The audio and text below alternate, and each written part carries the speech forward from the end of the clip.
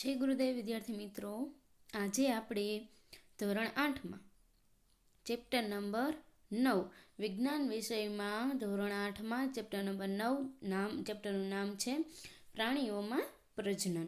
તો આજે આપણે પ્રાણીઓમાં પ્રજનન વિશે વાત કરવા માટે જઈ રહ્યા છીએ. તો મિત્રો, આપણે આજે ચેપ્ટર નંબર 9 સ્ટાર્ટ કરીએ તો સૌથી પહેલાં તો આપણે જોઈએ કે ચેપ્ટર નંબર 8 એમાં આપણે પાચન, શ્વસન અને પરિવહન આના વિશે વાત કરી ગયા છીએ, જે દરેક વિદ્યાર્થી મિત્રો યાદ કરી શકે. પાચન એટલે શું, શ્વસન એટલે શું અને પરિવહન, આ ત્રણેયની વાત આપણે આગળના ચેપ્ટરમાં કરી ગયા છીએ. તો હવે આપણે આ ચેપ્ટરમાં એ જોઈએ કે આ પ્રક્રિયાઓ એટલે કે પાચન, શ્વસન અને જે પરિવહન હતું એ પ્રક્રિયાઓ પ્રત્યેક સજીવો માટે તેઓના અસ્તિત્વ માટે જરૂરી છે. એટલે દરેક સજીવને જીવવા માટે આ બધી ક્રિયાઓ જરૂરી છે. એ ઉપરાંત અભિશોષણ થાય છે આપણા શરીરની અંદર પાણીનું કે કોઈ પણ પદાર્થનું. નાના આંતરડાની દિવાલની અંદર રસાંકુરો હોય છે અને રુધિર કેશિકાઓ હોય છે, જે આપણે આકૃતિ દ્વારા જોઈ શકીએ છીએ. ત્યાર પછી વાત કરીએ તો તમે વનસ્પતિઓમાં પ્રજનન કઈ રીતે થાય એનો પણ અભ્યાસ કરી ચૂક્યા છો. ચેપ્ટર નંબર 8માં આપણે એ પણ જોઈ ગયા છીએ કે વનસ્પતિઓમાં પ્રજનન કેવી રીતે થાય છે.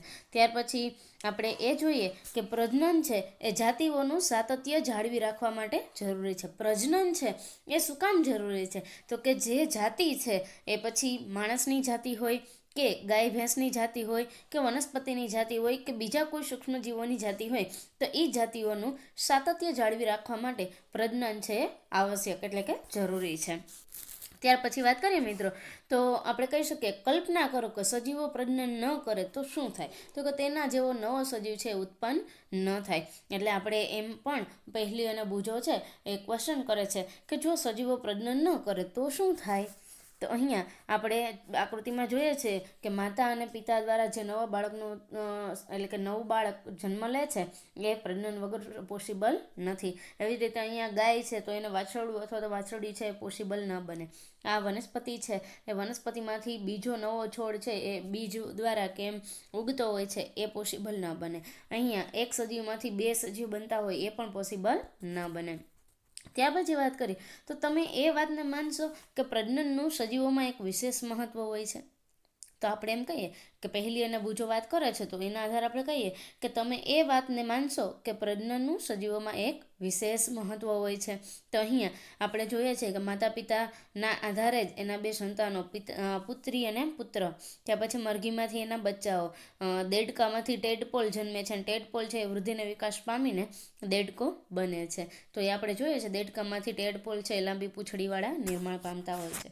તો આ સજીવોમાં એક વિશેષ મહત્વ છે, કારણ કે તે એક સજીવોમાં પેઢી દર પેઢી નિરંતરતા બનાવી રાખવાનું સુનિશ્ચિત કરે છે. અહીંયા એક બિલાડી હોય તો એમાંથી 4-5 બચ્ચા એના જન્મ લે છે, તો એ નિરંતરતા એટલે કે પેઢી દર પેઢી એની નિરંતરતા બનાવી રાખવાનું સુનિશ્ચિત કરે છે.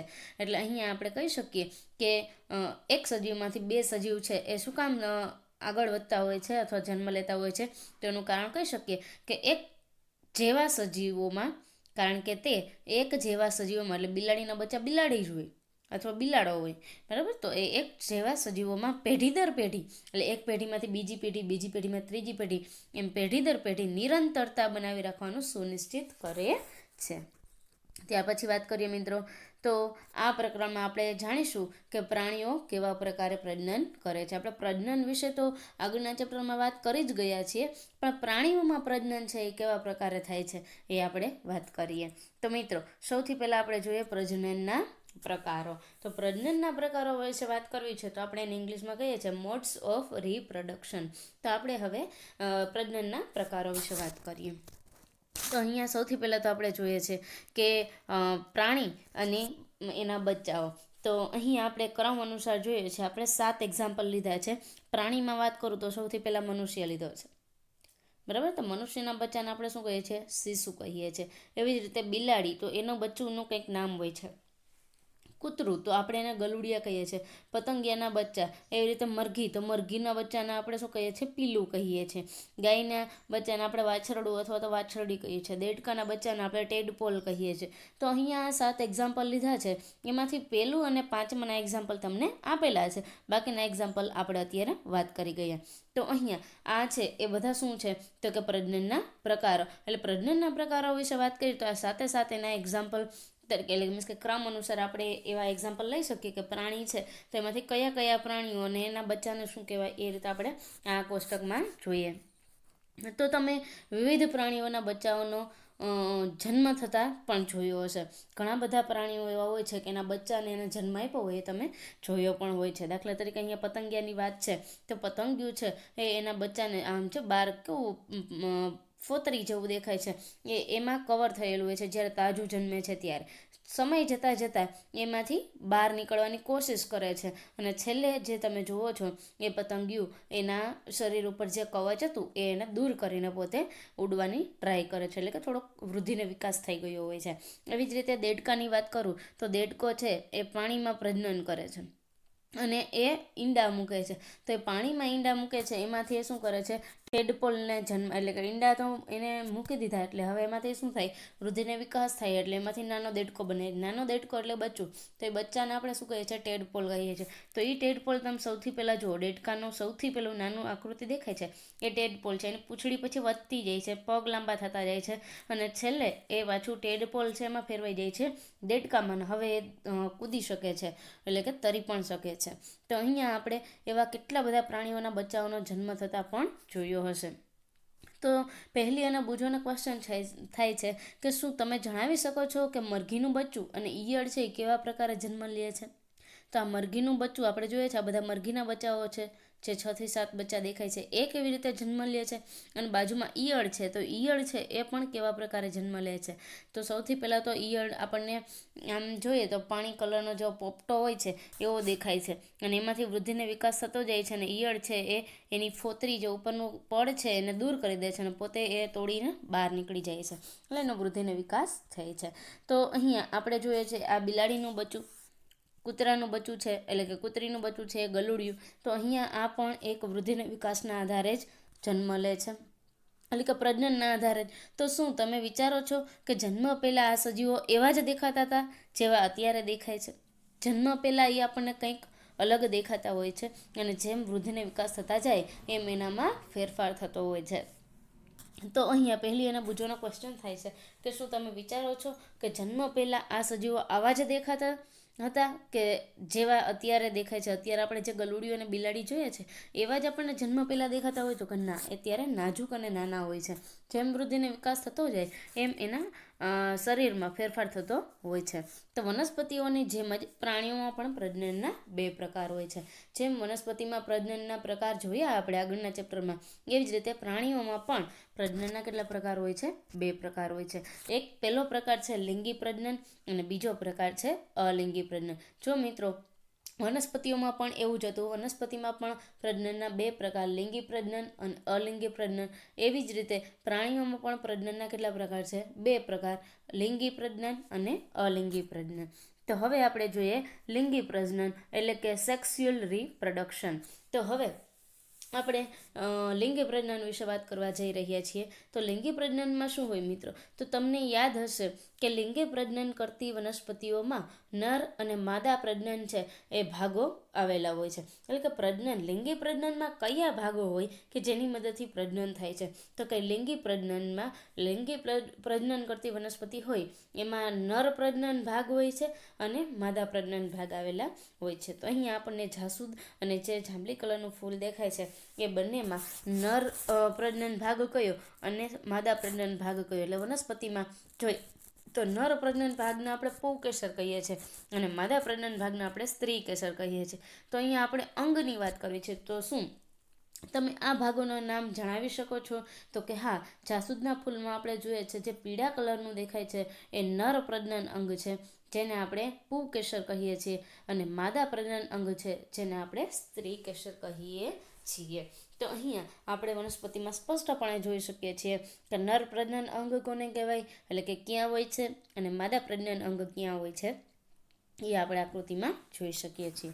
ત્યાર પછી વાત કરીએ મિત્રો તો પ્રાણીઓમાં પણ નર અને માદામાં વિવિધ પ્રજનન ભાગો અથવા તો અંગો આવેલા હોય છે. જેમ વનસ્પતિમાં આપણે જોયું કે એમાં નર પ્રજનન અંગ અને માદા પ્રજનન અંગ તરીકે સ્ત્રી કેસર અને પુંકેસર હોય છે. એવી જ રીતે પ્રાણીઓમાં પણ નર અને માદામાં વિવિધ પ્રજનન અંગો અથવા તો ભાગો હોય છે. તો અહીંયા આપણે નર એટલે કે પુરુષમાં જોઈએ તો એમાં નર પ્રજનન અંગ તરીકે શુક્રપિંડ હોય છે અને માદા પ્રજનન અંગમાં આપણે જોઈએ છે તો અંડપિંડ અને ગર્ભાશયનો સમાવેશ થયેલો હોય છે.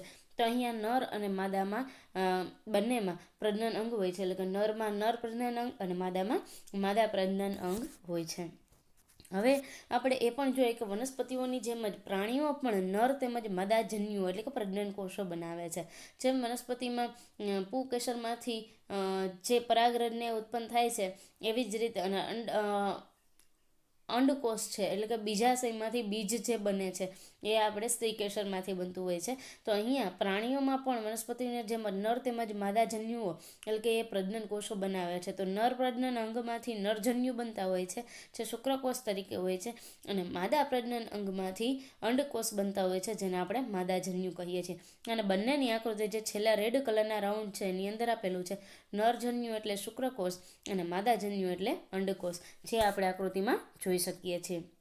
તો મિત્રો આ સેમ વનસ્પતિની જેમ જ પ્રાણીઓમાં છે એ દરેક પ્રજનન કોષો બનાવતા હોય છે. તો નર પ્રજનન અંગમાંથી જે પ્રજનન કોષ બને છે એને આપણે શુક્રકોષ એટલે કે નરજન્યુ કહીએ છીએ અને માદા પ્રજનન અંગમાંથી જે માદા પ્રજનન કોષ બને છે જેને આપણે અંડકોષ એટલે કે માદાજન્યુ કહીએ છીએ. તો મિત્રો હવે આપણને એમ થાય કે આ જે બન્યું નરજન્યુ અને માદાજન્યુ એને તો આપણે એ બંનેના જોડાણથી જે બને છે એને આપણે યુગ્મન જ કહીએ છીએ. એટલે કે શુક્રકોષ અને અંડકોષ બંને જોડાઈને જે બને છે એને આપણે યુગ્મન જ એટલે કે ઝાયગોટ કહીએ છીએ. તો જે એના જોડાણથી યુગ્મન જ બને છે. કોના જોડાણથી યુગ્મન જ બને? તો કે નરજન્યુ અને માદાજન્યુના જોડાણથી યુગ્મન જ બને છે, જેને આપણે ઇંગ્લિશમાં ઝાયગોટ કહીએ છીએ. તો આ યુગ્મનજનો વિકાસ થઈને એક નવો સજીવ બને છે. જે કોઈ પણ સજીવ હોય, બરાબર, મનુષ્ય હોય તો એમાંથી નરજન્યુ અને માદાજન્યુના જોડાણથી જે યુગ્મનજ બને છે જેને આપણે ગર્ભ એટલે કે શિશુ બાળક કહીએ છીએ. તો એ એક નવો સજીવ બને છે. એવી જ રીતે અહીંયા બિલાડી અને બિલાડો હોય તો એમાંથી જે યુગ્મનજ બને છે એમાંથી પણ એના શિશુ એટલે કે બિલાડીનો જન્મ થાય છે, નવો સજીવ બને છે. તો આવા પ્રકારનું પ્રજનન કે જેમાં નર અને માદાજન્યુઓનું જોડાણ થતું હોય તેને આપણે લિંગી પ્રજનન કહીએ છીએ. એટલે કે નરજન્યુ અને માદાજન્યુઓનું જોડાણ થતું હોય એવા પ્રકારના પ્રજનનને આપણે લિંગી પ્રજનન કહીએ છીએ, એટલે કે સેક્સ્યુઅલ રિપ્રોડક્શન કહીએ છીએ. તો આ આપણે વાત કરી લિંગી પ્રજનનની. અને હવે આપણે જોઈએ કે આ જોઈએ તો મનુષ્યમાં પ્રજનનના ભાગોનો ખ્યાલ મેળવીએ તથા પ્રજનન પ્રક્રિયાનો અભ્યાસ કરીએ. જે આપણે લિંગી પ્રજનનની વાત કરી, હવે એમાં થોડુંક આગળ જઈએ તો એ પ્રજનન પ્રક્રિયાનો અભ્યાસ આપણે આગળ કરીએ. તો હવે આપણે જોઈએ નર પ્રજનન અંગો. આપણે એ જોયું કે લિંગી પ્રજનનમાં કયા કયા અંગો અથવા તો કયા જન્યુઓ જોડાઈને યુગ્મનજ બને છે એના વિશે આપણે વાત કરી ગઈ. ને એ જન્યુઓ જોડાઈને જે બને છે એને આપણે યુગ્મનજ કહીએ છીએ. અને એ નરજન્યુ અને માદાજન્યુના જોડાણથી જે પ્રક્રિયાઓ થાય છે એને આપણે લિંગી પ્રજનન કહીએ છીએ. તો હવે આપણે થોડુંક આગળ પ્રજનન વિશે વાત કરીએ. તો નર પ્રજનન અંગમાં શું આવે? તો કે મેલ રિપ્રોડક્ટિવ ઓર્ગન્સમાં શું હશે? તો આપણે જોઈએ છીએ કે નર પ્રજનન અંગોમાં એક જોડ શુક્રપિંડ હોય છે. જો મિત્રો આ ક્વેશ્ચન તમને 3 માર્કમાં અથવા તો 4 માર્કમાં પૂછાય છે, નર પ્રજનન અંગો આકૃતિ સહિત વર્ણવો, બરાબર. તો એમાં તમારે હવે સ્ટાર્ટ કરવાનું થશે કે નર પ્રજનન અંગોમાં એક જોડ શુક્રપિંડ એટલે કે એને આપણે ઇંગ્લિશમાં ટેસ્ટિસ કહીએ છીએ. બાજુમાં આકૃતિમાં તમને બતાવેલ છે કે શુક્રપિંડ કોને કહેવાય. 2 શુક્રવાહિનીઓ, એક જોડ એટલે તમારે કેટલા સમજવાના મિત્રો? 2 સમજવાના. જોડ હંમેશા ક્યાંય આવે, જોડ એટલે પેર, તો પેરમાં હંમેશા કેટલા હોય? 2 હોય.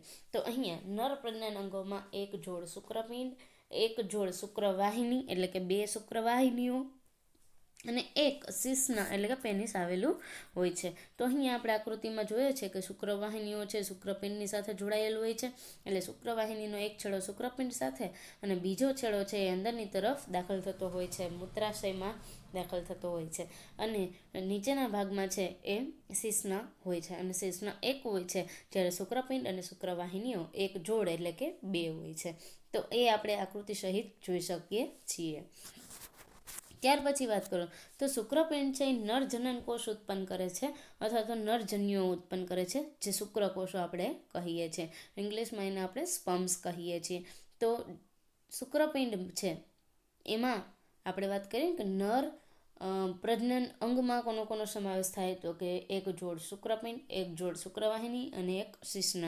તો એ જે શુક્રપિંડ છે એ શુક્રપિંડની અંદર નરજનન કોષ ઉત્પન્ન થાય છે અને એ નરજનન કોષ એટલે કે શુક્રકોષો, જે આપણે લાલ કલરનું જે ચકેડું દેખાય છે, રાઉન્ડ દેખાય છે, એની અંદર જોઈએ છે તો શુક્રકોષ છે આવા હોય છે.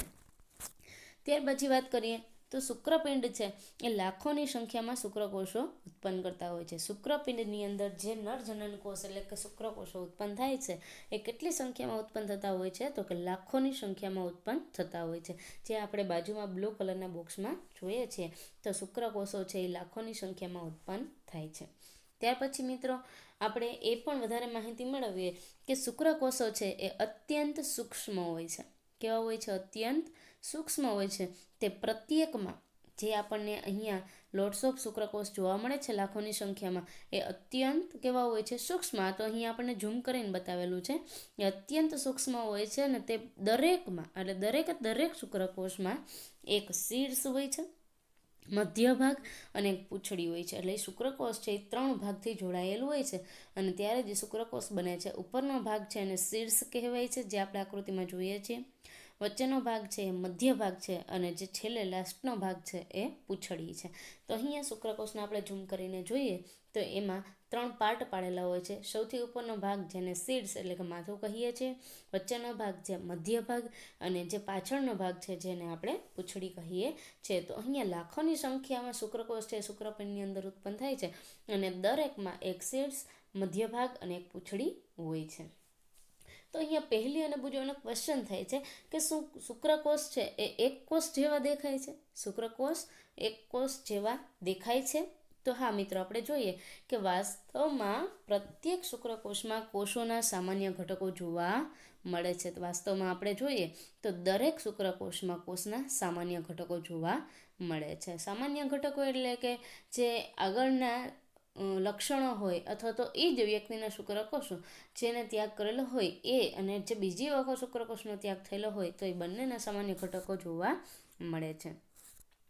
તો હવે પછી ક્વેશ્ચન એ થાય છે પહેલી અને બીજોને કે શુક્રકોષમાં પૂંછડીનું કામ શું છે? આપણે જોઈએ ને કે એના 3 ભાગ પડેલા હોય છે શુક્રકોષમાં, શીર્ષ, મધ્ય ભાગ અને પૂંછડી. તો પૂંછડીનું કામ શું છે એ આપણે જોઈએ તો પૂંછડી છે એ પ્રજનનમાં આગળ એટલે કે ગતિનો વધારો કરવા માટે જરૂરી છે. ત્યાં એ આપણે કારણ તમને આમાં આપેલું નથી, પણ આપણે કહી શકીએ કે શુક્રકોષમાં પૂંછડીનું કામ એ શુક્રકોષની ગતિ આગળ વધારવા માટે આવશ્યક છે. તો હવે આપણે જે નર પ્રજનન અંગ વિશે વાત કરી તો નર પ્રજનન અંગમાં સૌથી પહેલાં તો આપણે જોયું કે નર પ્રજનન અંગમાં કયા કયા અંગોનો સમાવેશ થાય છે. તો એક જોડ શુક્રપિંડ, એક જોડ શુક્રવાહિની અને એક શિશ્ન.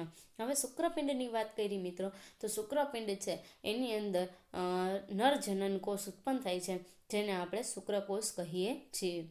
અને શુક્રકોષ છે એ આપણે જોયું તો 3 ભાગમાં વહેંચાયેલો હોય છે. સૌથી ઉપરનો ભાગ છે એને શીર્ષ કહીએ છીએ, મધ્ય ભાગ અને પૂંછડી. હવે પૂંછડીનું કામ શું છે? તો કે એ શુક્રકોષનું વહનમાં ગતિ વધારવા માટે આવશ્યક બને છે. તો અહીંયા આપણે એ દરેકની વાત કરી ગયા કે જે આપણે એમાં 4 માર્કના ક્વેશ્ચનમાં લખી શકીએ અથવા તો 3 માર્કના ક્વેશ્ચનમાં લખી શકીએ. હવે આપણે જોઈએ માદા પ્રજનન અંગ, જે ફિમેલ રિપ્રોડક્ટિવ ઓર્ગન્સ એટલે જે સ્ત્રીઓને લગતું હોય એના અંગો વિશે વાત કરીએ. જે આપણે આગળ ટોપિક જોયો એ નર પ્રજનન અંગ હતો, એમાં પુરુષો એટલે કે છોકરાઓ વિશે વાત કરેલી હતી. તો હવે આપણે માદા પ્રજનન અંગ વિશે વાત કરીએ તો ગર્ભાશય એટલે માદા એટલે સ્ત્રી. તો આપણે બાજુમાં આકૃતિમાં જોઈએ છે કે ગર્ભાશય છે એ ભાગ છે જેમાં શિશુનો વિકાસ થાય છે. શિશુ એટલે કે બાળક. તો ગર્ભાશય છે અહીંયા ઊંધી નાસપતિ આકારનું દેખાય છે અને એની અંદર બાળકનો વૃદ્ધિ અને વિકાસ થતો હોય છે, એટલે કે શિશુનો વૃદ્ધિ અને વિકાસ થતો હોય છે. એ સિવાય એમાં એક જોડ અંડપિંડ હોય છે, જે આપણને પિંક કલર દેખાય છે સાઈડમાં, રાઉન્ડ બોક્સ રેડ કલરના રાઉન્ડથી બતાવેલ છે. અહીંયા આપણે માદા પ્રજનન અંગમાં વાત કરીએ તો એમાં પણ એમ એક જોડ અંડપિંડ, એક જોડ અંડવાહિની અને એક ગર્ભાશય હોય છે. જ્યારે આગળ નર પ્રજનન અંગમાં શું હતું? એક જોડ શુક્રપિંડ, એક જોડ શુક્રવાહિની અને એક શિશ્ન. અહીંયા પણ એવી જ રીતે એક જોડ અંડપિંડ, એક જોડ અંડવાહિનીઓ અને એક ગર્ભાશય હોય છે. અંડવાહિનીઓને આપણે ઇંગ્લિશમાં ફેલોપિયન ટ્યુબ પણ કહીએ છીએ. તો ઘણી વખત તમને MCQમાં પૂછાય છે કે અંડકોષ શુક્રકોષ છે એ વહન થઈને ક્યાં સુધી પહોંચે છે? તો આપણે કહી શકીએ ફેલોપિયન નલિકા, અંડવાહિની, બંને કે એક પણ નહીં. તો અહીંયા મિત્રો જવાબ આવશે બંને. એટલે કે અંડવાહિનીને ઇંગ્લિશમાં આપણે ફેલોપિયન ટ્યુબ કહીએ છીએ અથવા ફેલોપિયન નલિકા કહીએ છીએ. તો અહીંયા માદા પ્રજનન અંગમાં પણ અંગોની વાત કરીએ, કયા કયા અંગો એલા હોય? તો એક જોડ અંડપિંડ, એક જોડ અંડવાહિની અને એક ગર્ભાશય હોય છે. અને ગર્ભાશય છે એ ભાગ છે કે જેમાં શિશુનો વિકાસ થાય છે. તો અહીંયા આપણે જોઈએ તો અંડપિંડ જે દેખાય છે એમાં અંડકોષો ઉત્પન્ન થાય છે. જેમ શુક્રપિંડમાંથી શુક્રકોષ ઉત્પન્ન થતા હતા એવી જ રીતે અંડપિંડમાંથી અંડકોષ ઉત્પન્ન થાય છે. અને શુક્રકોષની જેમ જ અંડકોષ પણ એક કોષ જ છે. શુક્રકોષ છે માદામાં ન હોય, નરમાં હોય, જ્યારે અંડકોષ છે માદામાં હોય છે. તો અહીંયા શુક્રકોષની જેમ અંડકોષ પણ એક કોષ જ છે. હવે બુજોને યાદ છે કે વિભિન્ન પ્રાણીઓમાં અંડકોષનું કદ અલગ અલગ હોય છે. વિભિન્ન પ્રાણીઓમાં એટલે કે બુજો એમ કે છે, અથવા તો એને સરે અથવા તો એના પ્રોફેસરે વાત કરેલી હશે, તો બુજોને યાદ છે કે જુદા જુદા પ્રાણીઓમાં અંડકોષનું કદ કેવું હોય છે? અલગ અલગ હોય છે. નર અને માદાની વાત કરીએ તો નરની અંદર શુક્રકોષ હોય છે, જ્યારે માદાની અંદર અંડકોષ હોય છે. તો અહીંયા અંડકોષ છે અતિ સૂક્ષ્મ હોઈ શકે છે. તો બીજા પ્રાણીઓમાં અંડકોષ છે એ કેવું હોય છે? તો કે મનુષ્યનું અંડકોષ છે એ અતિ સૂક્ષ્મ હોય છે. દેડકાનું અંડકોષ એનાથી થોડુંક મોટું હોય છે. મરઘીનું અંડકોષ એનાથી થોડુંક મોટું હોય છે. અને શાહમૃગનો અંડકોષ છે સૌથી મોટો હોય છે. તો અહીંયા આપણને તમને ખાલી જગ્યામાં અથવા તો MCQમાં પૂછાઈ જાય કે સૌથી મોટો અંડકોષ કોનો હોય છે? તો કે શાહમૃગનો હોય છે. ત્યાર પછી આપણે એ અંડકોષને ઝૂમ કરીને જોઈએ તો મનુષ્યનો જે અંડકોષ છે એને તમને ઝૂમ કરીને બાજુમાં બતાવેલો છે એ આપણે જોઈ શકીએ છીએ. તો મનુષ્યના અંડકોષ, દેડકાના અંડકોષ અને મરઘીનો અંડકોષ તથા સૌથી મોટો કોષ જે શાહમૃગનો અંડકોષ છે એને પણ આપણે ઝૂમ કરીને જોઈ શકીએ. અહીંયા હવે આપણે વાત કરીએ તો સૌથી નાનો અંડકોષ છે એ માદાનો એટલે કે મનુષ્યનો, અને સૌથી મોટો અંડકોષ એ શાહમૃગનો. અને જો શાહમૃગ ઓપ્શનમાં ન હોય તો સૌથી મોટો કોષ છે મરઘીનો અંડકોષ થશે. પણ મરઘી અને શાહમૃગ બંને આપેલું હોય તો સૌથી મોટો અંડકોષ છે શાહમૃગનો થશે. હવે આપણે વાત કરીએ ફલનની, પણ એ ફલનની વાત આપણે આજે કરીશું નહીં. નેક્સ્ટ લેક્ચરમાં આપણે ફલન વિશે વાત કરીશું. આજે આપણે પ્રાણીઓમાં પ્રજનન વિશે વાત કરી, તો એમાં સૌથી પહેલાં તો આપણે વનસ્પતિઓમાં પ્રજનન અને પ્રાણીઓમાં પ્રજનન કેવી રીતે થાય છે એ જોયું. ત્યાર પછી એના પ્રજનન અંગોની વાત કરી, તો નર પ્રજનન અંગો અને માદા પ્રજનન અંગો બંને આપણે જોઈ ગયા. હવે નેક્સ્ટ લેક્ચરમાં આપણે ફલન વિશે વાત કરીશું. એ પહેલાં આજનું હોમવર્ક દરેક વિદ્યાર્થી મિત્રો નર પ્રજનન અંગ અને માદા પ્રજનન અંગ આ બંને ક્વેશ્ચન છે તમારે લખવાના થશે. અને આકૃતિ છે એ નર પ્રજનન અંગ અને માદા પ્રજનન અંગ બંનેની પેન્સિલથી નામકરણ સાથે દોરવાની અને લખવાની રહેશે. તો દરેક વિદ્યાર્થી મિત્રો હોમવર્ક કરે એવી આશા સાથે આજનો આપણો લેક્ચર અહીંયા પૂર્ણ કરીએ છીએ. અસ્તુ. Thank you. જય ગુરુદેવ.